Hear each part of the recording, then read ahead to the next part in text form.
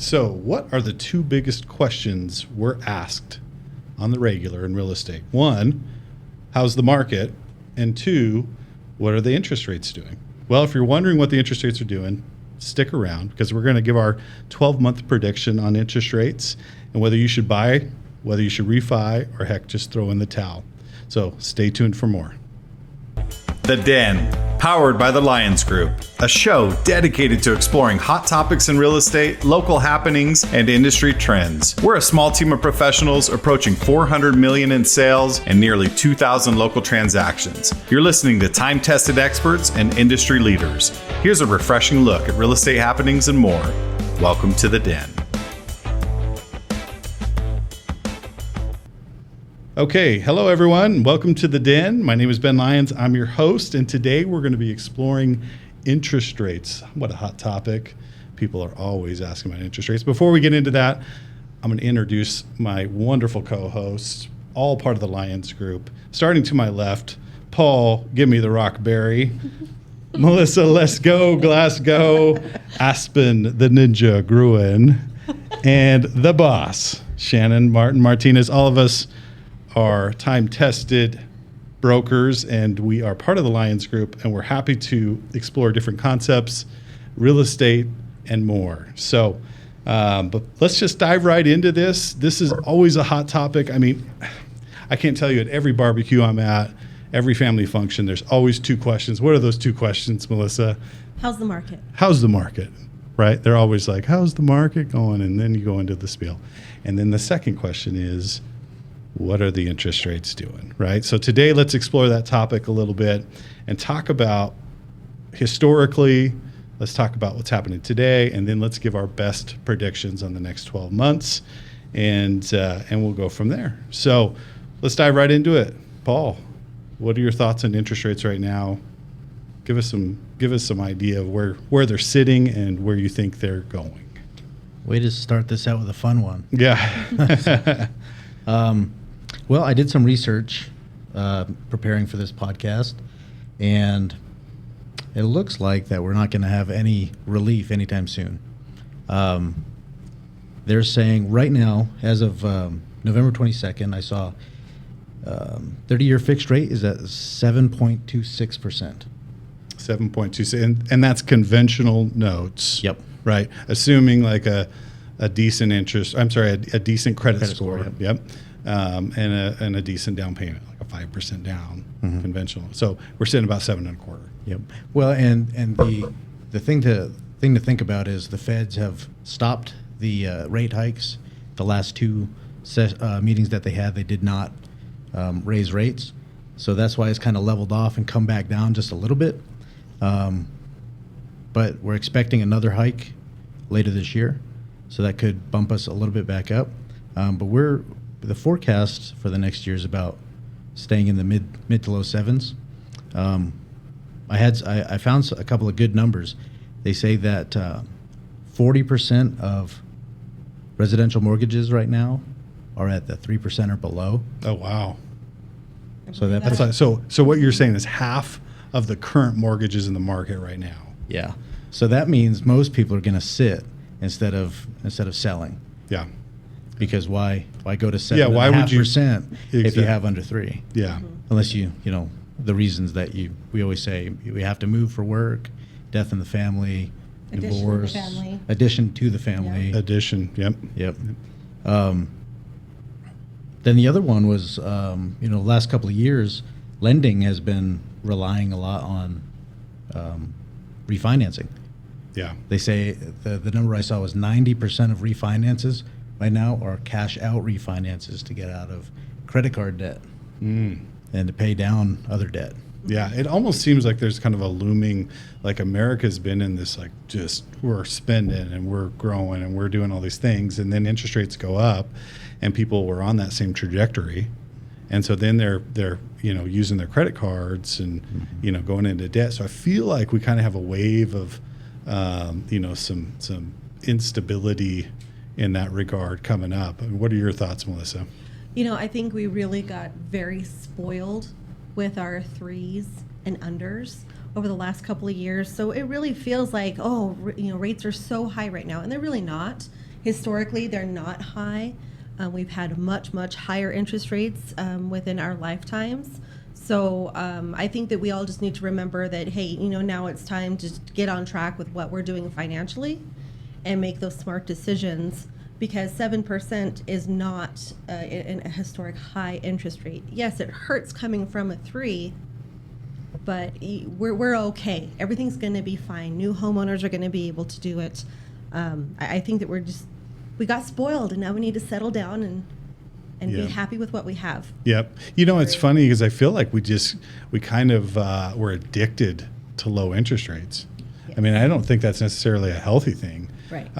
Because when you're always running pedal to the metal, America as a whole, we're addicted to that. And so when there's any type of swing on the interest rates, we're all shook up. Yep. Right. And then the feds really don't have a lever to pull because they can't go any. I mean, I guess you could go lower, but you don't really have a lever to pull if you're always floating that low. So I think we looked up earlier the last 50 years. What's the average? Do you remember what the average interest rate was? 7.5, 7.6. Yeah. So historically, Aspen, like the interest rates, if we went back 50 years, I think they started at in 1971 or so, recording what interest rates were. Historically speaking, we're at, the average is 7.5. So we're right in there. So what are your thoughts in that regard?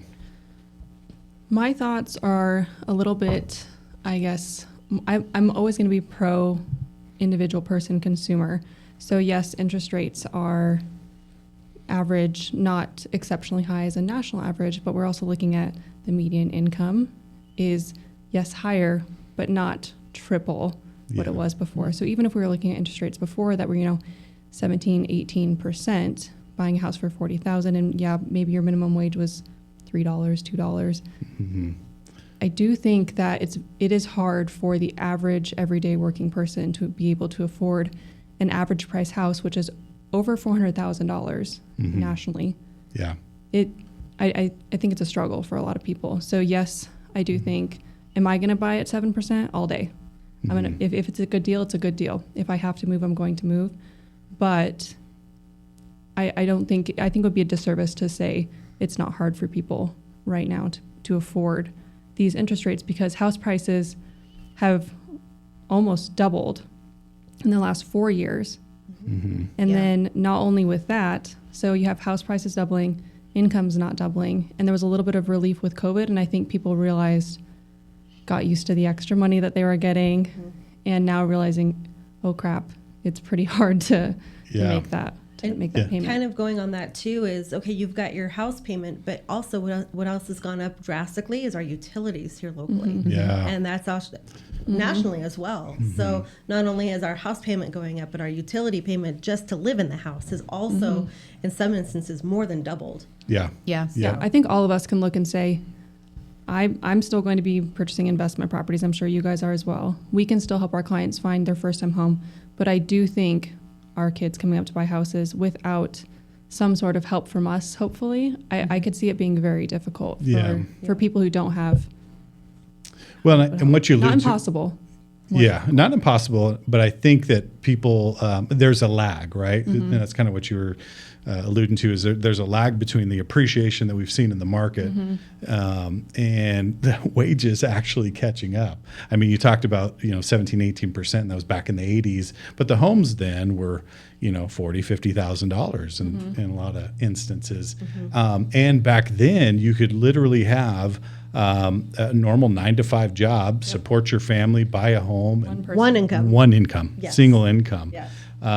So yeah, the wages have to catch up to really make the difference. But at the same time, you shouldn't stop buying at these interest rates. No. There's no reason to stop doing that because, there's a variety of reasons you should. But what are your thoughts on that, Shannon? I mean, should people wait around, or should they start pulling the trigger? Or, I mean, Well, I think it depends. I think it depends on your individual situation. I think there's going to always be the people that have to buy. That's not going to change. They're going to have to buy no matter what happens. But also, there are deals to be had right now. I mean, we may have some limited inventory, but we still have people that need to sell. And with higher interest rates, you may have fewer buyers. So those buyers may be able to be a little bit more negotiable if they're the only one looking at your house. Yeah. So there's always an advantage. There's always an advantage whether the inventory is high or the inventory is low, whether the interest rates are high or the interest rates are low. There's always going to be an advantage. But the truth is that overall, historically, our price of real estate is always going to be higher. It's always going to go up. So it's always going to be, if you buy right now and you think, I really overpaid for this house.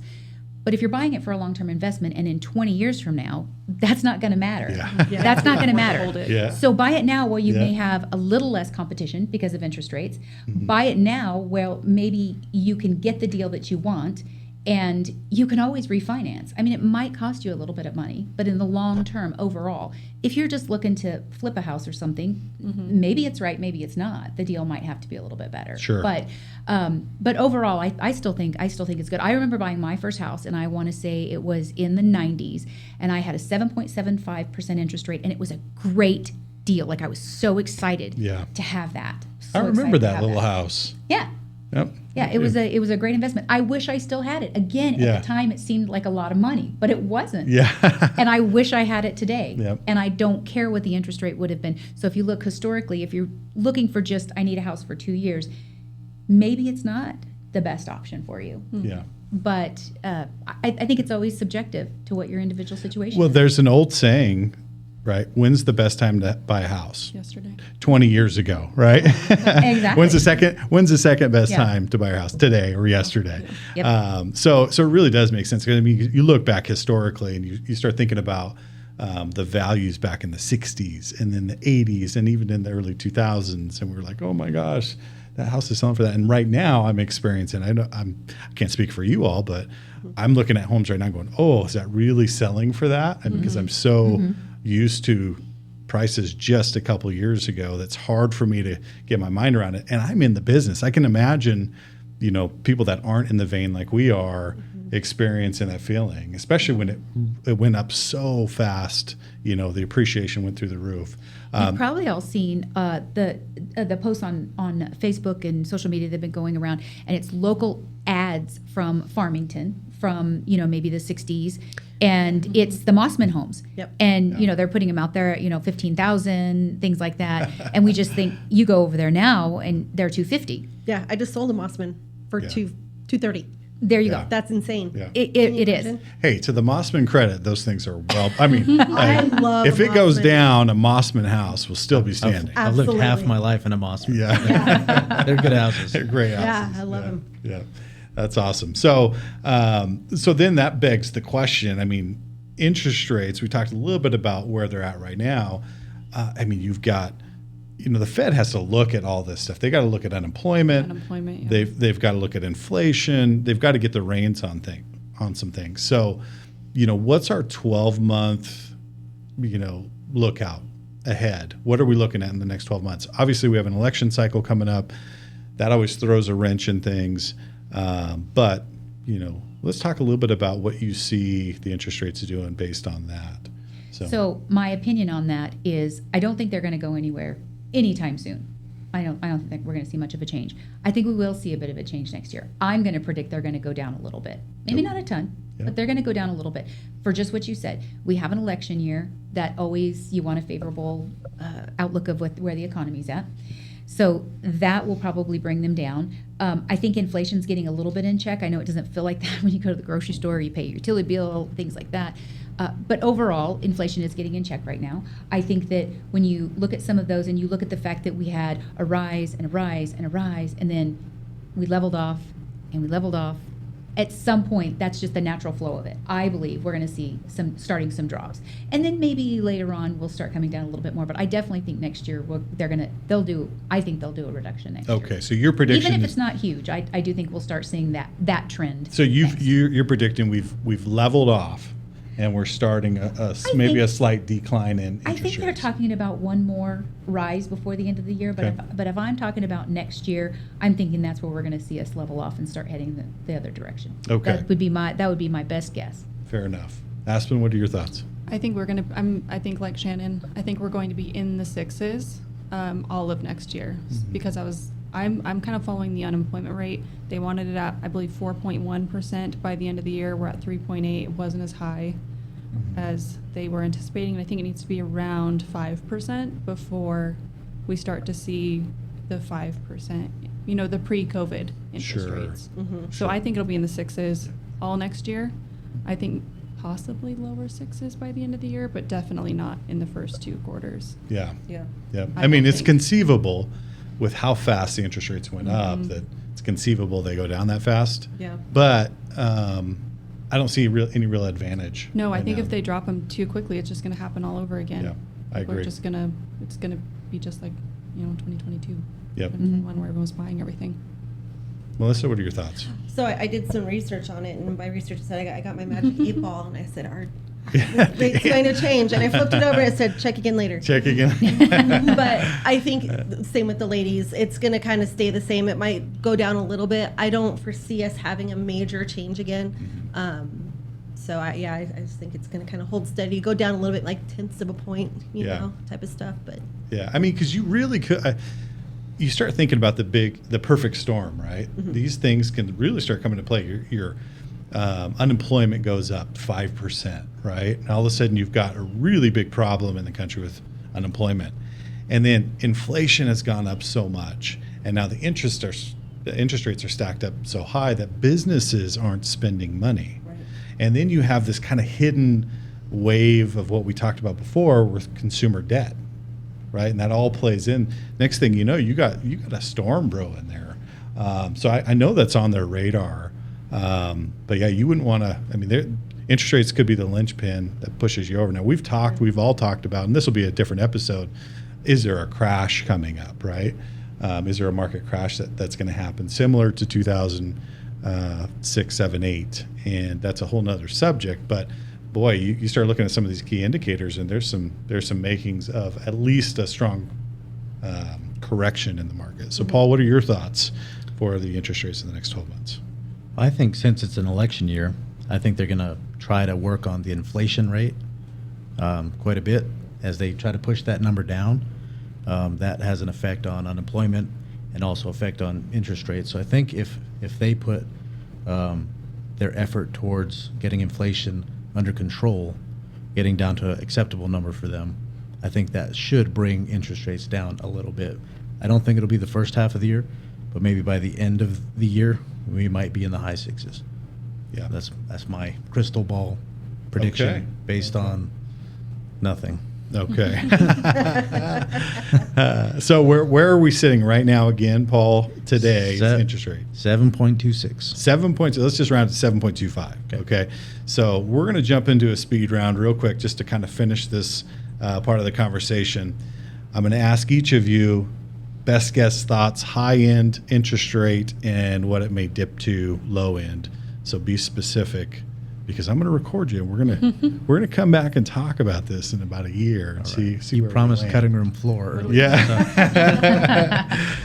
Okay, so speed round. Shannon, let's start with you. What's your low end prediction and high end prediction for interest rates in 2024? I would say 6.5 to 7.5. I don't see him going over 7.5, and I don't see him going below 6.5. So 6.5 floor, 7.5 top, and you're thinking that the peak's going to happen sooner and then it'll level out I believe. and go down toward the end of the year, if I understood you correctly. Okay. I believe so, yeah. Awesome. Aspen? I'm going to say 7, 4, 5, and 6, 3. Ooh, she's getting real Getting granular. specific because Yeah. who Was I this say- the Price is Right? Like I Yeah. go Yeah. and then you bid like 1%. right? Yeah. Yeah. No, so I think 7, 4, 5 high, Yeah. 6, 3 low. Yep. I think winner has to buy lunch at the end of next year. I think that's Whoever a gets great, the closest. That's great appropriate. plan. Yeah. Right. Deal. Let's go, Glasgow. What's your thoughts?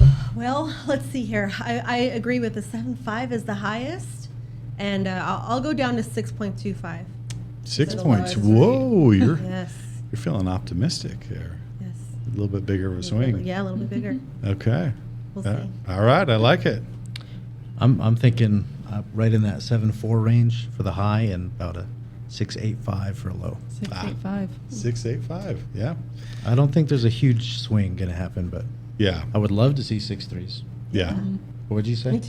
What did I say? I don't know. 2.5. Roll the tape. Roll it back. I was thinking of the Price is Right. Yeah. Yeah, that's right. Yeah, We all get to eat lunch anyways. 1%. Yeah, 1%. Yeah. Well, that's fantastic. My personal thought on this is, I think we're going to see a little bit of an increase from where we're at. I think we're going to pop up to the 7.5. I think we're all kind of on the same page there. And I tend to agree with Paul in the sense that I don't see a major swing next year just because it's an election year.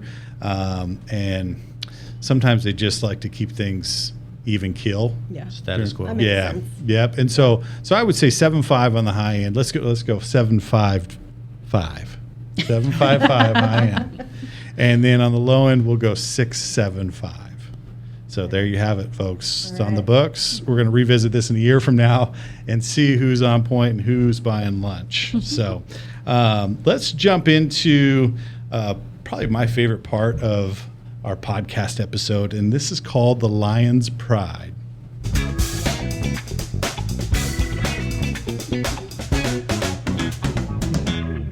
So if you get to know us, you'll know that we like to spin off of words, and obviously we are the Lions Group, so we want to parlay some thoughts off of the Lion's Pride.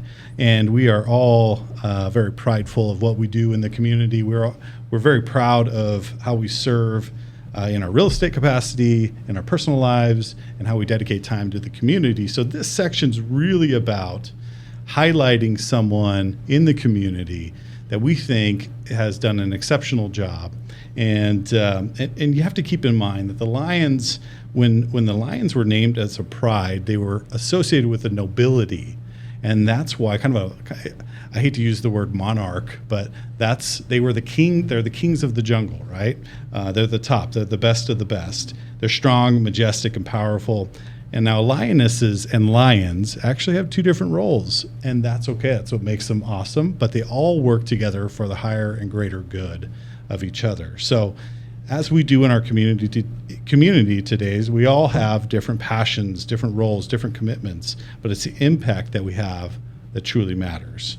So in an effort to showcase and expand the Lion's Pride, we'd like to take a minute and spotlight someone that is near and dear to my heart. I'm going to go first, and each episode we're going to rotate through, but I do want to highlight a lady who has been instrumental in our youth's lives. And the other day we went to a veterans program at the Country Club Elementary. My daughter is in 4th grade, my youngest I should say, and my oldest is in 7th grade. And I love going there every year because they put on an awesome Veterans Day program.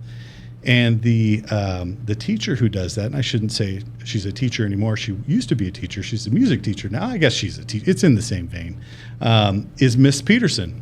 And Miss P is who we call one of our favorites there at the Country Club. She loves those children. She puts together an awesome program every year for the Veterans Day.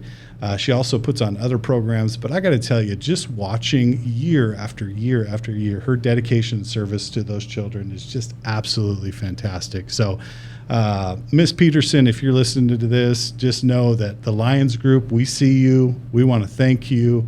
We want to tell you how much we appreciate you rolling your sleeves up and being a great influence to our children, and welcome to the Lion's Pride. So thank you for that.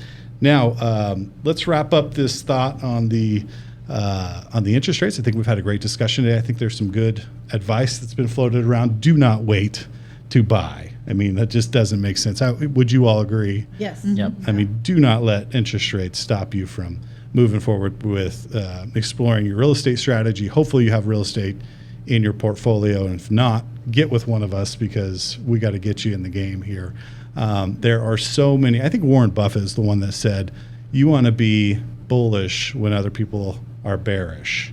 You know, in other words, you want to go out and purchase and make moves when other people are afraid to do that. And when everybody's bold is when you kind of want to take a step back. So now's that time. And I know that there's a lot of investors that are getting in the game right now. So if you're one of them, or if you're just looking to buy or sell in general, obviously get with one of us here at the Lions Group. We would love to hear from you. We would love to get some comments from you, also some thoughts on other topics coming up. And so feel free to email team@sjcbroker.com, comment on this video, a topic that you'd like to see, or reach out to us individually. If you go to sjcbroker.com, you can reach any of us, have a conversation about what the Lions Group can do for you and the advantage that we can give you in today's market. Any new happenings coming up that anyone wants to discuss? I know we've got the Luminarias, we've got some other things. Melissa, you're big on community events, and you can't go wrong with the San Juan College Luminaria Tour. It's beautiful. It's been happening for decades. Also out at the Aztec Ruins, they do a Luminaria presentation out there as well. You get to walk out there underneath the moonlight, and I believe that happens on the solstice. So December 21st, very cool. I think is the solstice. So shortest day of the year, right? Shortest day of the year, yes. So there's a lot happening in our community for the holidays. Get out there and experience some of it yourself. Okay, very cool. Well, next episode we'll be discussing whether to sell your home in the winter months makes sense or not. So I'm excited about that. That's going to be an interesting conversation. But we appreciate you joining the Lions Group and the Den on today's podcast. And until next time, we'll see you then. Thank you for listening to The Den, powered by the Lions Group. Hit the subscribe button to keep informed on real estate happenings. If you'd like to learn more about the Lions Group, visit sjcbroker.com. Complex markets require complex strategies. The Lions Group can give you a true advantage in any market. Whether you're buying or selling, residential or commercial, contact us directly at sjcbroker.com. We're time-tested experts with a client-first approach, and we'll see you next time in the Den.